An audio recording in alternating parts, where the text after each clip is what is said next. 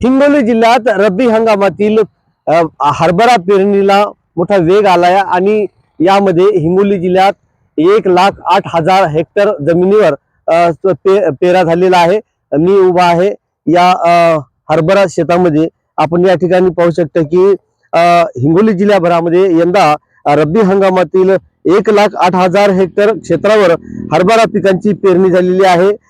चांगली भरणा झालेला आहे, मात्र मर रोगाचा प्रादुर्भाव झाल्याचं या ठिकाणी पाहायला मिळत आहे आणि हरभरा उत्पादक शेतकरी मात्र या ठिकाणी त्रस्त झाल्याचं दिसत आहे आणि उत्पन्न देखील या ठिकाणी घटते की काय असा सवाल देखील या ठिकाणी आहे। हिंगोली जिल्ह्याभरामध्ये 24,951 हेक्टर आहे, तर कळमनुरी 8,500 हेक्टर आहे, सेनगाव मध्ये 13,500 हेक्टर आहे, तर वसमत तालुक्यामध्ये सर्वाधिक जास्त म्हणजे 27,500 हेक्टर जमिनीवर हरभरा पिकाची पेरणी करण्यात आलेली आहे।